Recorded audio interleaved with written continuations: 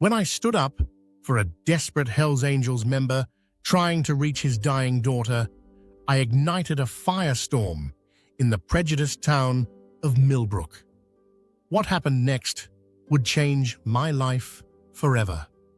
My act of defiance triggered a boycott that threatened to destroy my family's struggling diner, but also set in motion an extraordinary chain of events that would transform both my life and the entire community's understanding of courage, compassion, and the true meaning of family.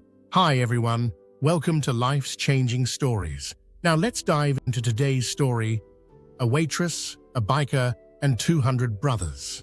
The fluorescent lights in Murphy's diner flickered like dying fireflies, casting an uneven glow across the cracked vinyl booths and worn linoleum floor.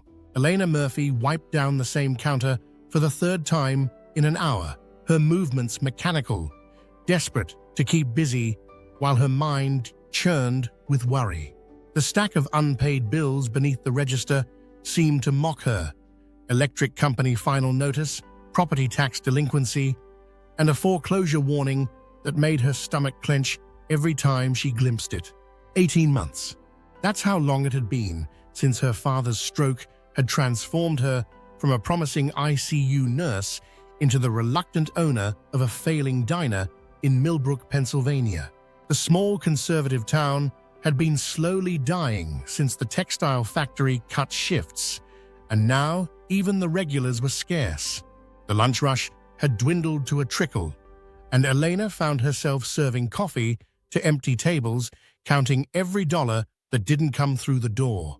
The bell above the entrance chimed, and Elena looked up from her futile polishing to see a mountain of a man filling the doorway. He had to duck slightly to clear the frame, his broad shoulders straining against a black leather vest that bore the unmistakable death's head insignia of the Hells Angels. The few remaining customers, Mrs. Kowalski picking at her apple pie, the Henderson brothers nursing their coffee, all turned to stare, their conversations dying mid-sentence. Elena felt the familiar weight of every eye in the diner, but she straightened her shoulders and grabbed a menu. This was her place now, her responsibility, and she'd be damned if she'd let fear dictate how she ran it. "Afternoon," she said, approaching the man with forced brightness.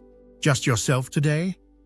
He looked at her with pale blue eyes that were bloodshot and rimmed with exhaustion. His hands trembled slightly as he slid into the corner booth, and Elena noticed the hospital bracelet peeking out from beneath his leather jacket, white plastic against sun-weathered skin. "Coffee," he said, his voice gravelly, "and whatever you can make fast. I've been riding since before dawn." Elena nodded, pouring coffee into a heavy ceramic mug. "Where you headed?"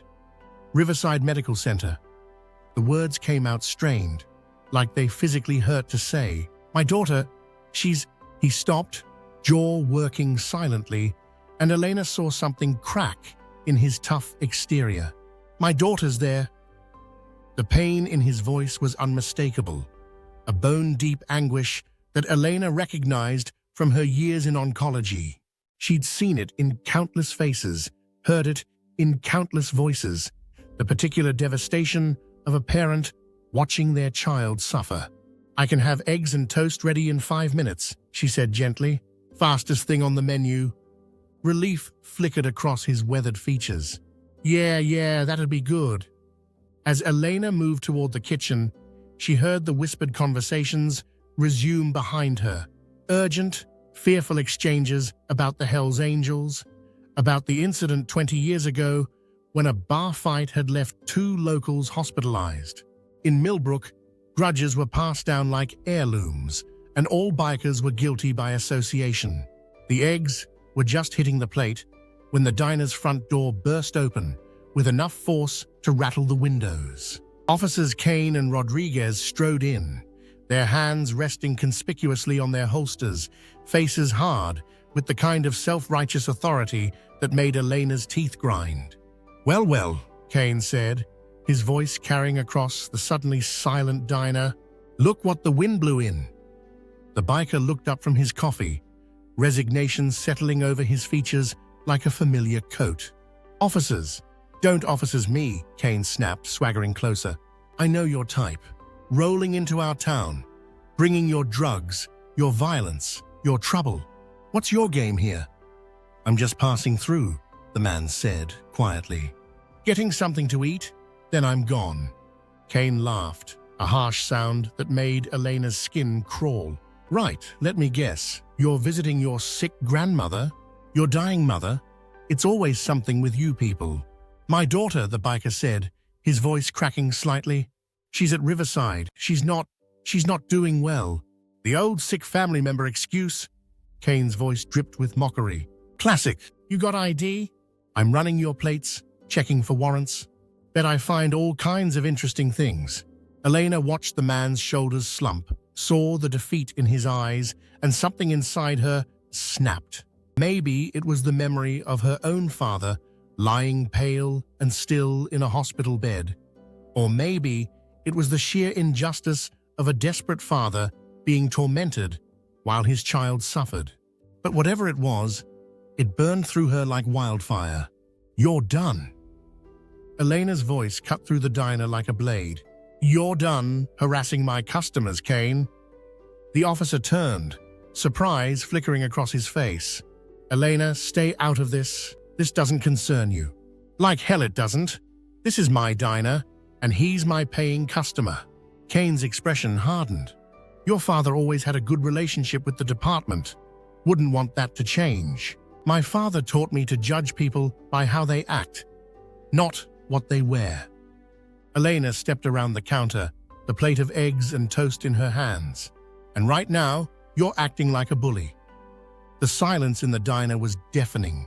Kane's face flushed red, his hand moving closer to his weapon. "You're making a mistake, Elena. This town has a way of remembering who its friends are. Then I guess we'll see what kind of friends I really have." Elena set the plate down in front of the biker, then looked him in the eye. "Your money's no good here today. Meal's on me." Kane stared at her for a long moment, then threw a 20 on the counter. "You'll regret this," he said, jerking his head toward Rodriguez. "Let's go." The door slammed behind them, and Elena became aware of the dozens of eyes still fixed on her. The biker looked up, genuine gratitude shining in his tired eyes. "Thank you," he said softly. "I'm Jake Carson. Elena Murphy, and you don't need to thank me for basic human decency." But even as she said it, Elena could hear the whispered conversations starting up again, could feel the weight of judgment settling over the diner like a storm cloud. By the time Jake Carson finished his eggs and disappeared into the afternoon on his Harley, Elena knew that word of what had happened would spread through Millbrook faster than wildfire. That night, she sat beside her father's hospital bed, holding his hand while machines beeped steadily around them. His eyes were clearer today, more focused, though the left side of his face still drooped from the stroke's lasting effects. "Dad," she whispered, "I think I might have made a mistake today." His good hand squeezed hers weakly, and she told him about Jake Carson, about Kane's harassment, about her decision to stand up for a stranger. When she finished, her father's eyes were bright with something that might have been pride. Did right, he managed, the words slurred but clear enough. "Always judge by actions." Elena smiled through her tears, but the knot in her stomach remained. She'd stood up for what was right, but at what cost? The next morning, she found out. Taped to Murphy's diner's front window was a hand-lettered sign. "Closed until further notice. No biker lovers in Millbrook." Elena tore it down with shaking hands, but the damage was done. The breakfast crowd that usually filled half the diner consisted of two customers: Mrs. Chen, who smiled sympathetically and ordered tea she probably didn't want, and old Pete, who grumbled about small-minded people while working his way through a stack of pancakes. By lunchtime, the diner was eerily quiet. Elena stood behind the counter, calculating and recalculating the numbers in her head. Another week like this, and she wouldn't be able to make rent. Another month, and Murphy's diner, her father's legacy, her family's entire history, would be gone. She was wiping down tables that didn't need cleaning when the bell chimed again. A middle-aged couple entered, the woman petite with graying hair, the man tall and lean with Jake Carson's same pale blue eyes. "Are you Elena Murphy?" the woman asked. Elena nodded, bracing herself for another confrontation. "I'm Sarah Carson. This is my husband, Tommy. Jake is Tommy's brother." Elena's breath caught. "How is his daughter?" Sarah's face was drawn with worry. "Jessie's fighting. She's got stage 4 leukemia, and they're trying an experimental treatment.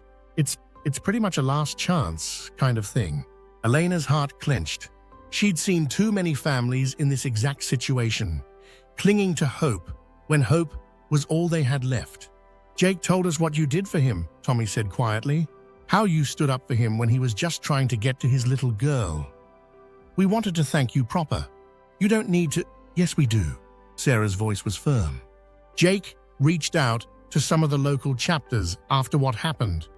They're going to send some business your way." Elena was about to ask what she meant when the sound hit her, a low rumble that seemed to come from the earth itself. It grew louder, deeper, until the windows of the diner began to vibrate. "What?" Elena started, but the words died in her throat as she looked out the window. Motorcycles, dozens of them, then hundreds, filling the street outside Murphy's diner like a black leather river. Hells Angels, outlaws, independent riders, a sea of chrome and leather and defiant solidarity. Elena counted until she lost track, but someone later told her there were over 200 bikes. "Holy shit," she whispered. The first group through the door shore was led by a man with graying hair and the confident bearing of someone used to command. He wore a vest with President and Riverside chapter patches, and when he smiled, Eleanor saw genuine warmth in his eyes. "You must be Elena," he said, extending his hand. "I'm Marcus Rodriguez. We heard you showed respect to one of our brothers when he needed it most." Elena shook his hand numbly, watching as bikers filled every table, every booth, every available space in the diner. They were polite, patient, nothing like the stereotypes that had poisoned Millbrook's collective imagination for 20 years. "We've got a food delivery coming," Marcus explained. "Already paid for? We just need coffee and a place to sit. And we tip well." For the next 6 hours, Murphy's diner transformed into something Elena had never seen before. The bikers bought coffee by the pot, left $20 tips on $5 tabs, and treated Elena and her small staff with genuine respect.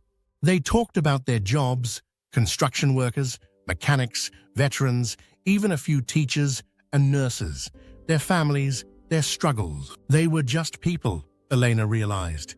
People who happened to ride motorcycles and wear leather. Outside, she could see Officer Rodriguez standing on the sidewalk, looking utterly bewildered by the sight of hundreds of bikers peacefully drinking coffee and sharing stories with the few brave locals who had ventured in.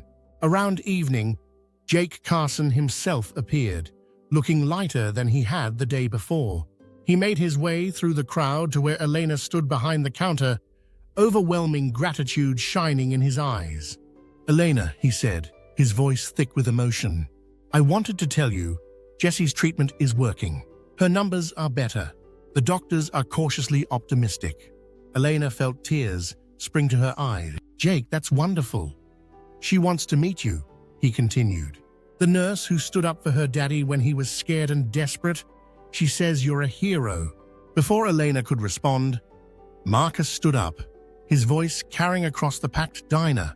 "Listen up, everyone. I want to make something clear to all of you, especially to any law enforcement who might be listening." He looked pointedly at Rodriguez through the window. "Murphy's diner is under the protection of the Hells Angels from this day forward.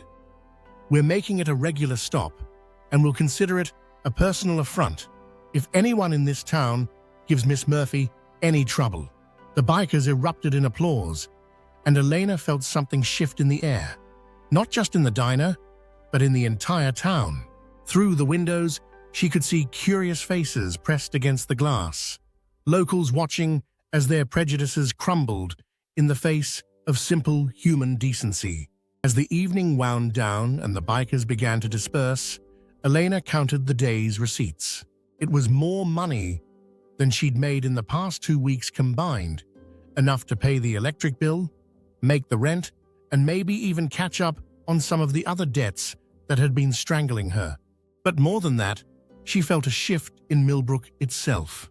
The town had been given a glimpse behind the leather and patches, had seen the humanity in people they'd been taught to fear. And maybe, just maybe, that glimpse would be enough to start healing the divisions that had festered for too long. The next morning, Elena found a package outside the diner's front door. Inside was a custom-made leather vest with Murphy's Diner and Friends of the Angels embroidered on the back, along with a note from Jake. "Elena, Jesse's doing better every day. She still wants to meet you, and so do I. Thank you for seeing past the leather to the father underneath. You saved more than just one man's dignity that day. You saved his faith in humanity." Jake. Elena hung the vest next to her father's old apron, both symbols of the courage it took to stand up for what was right.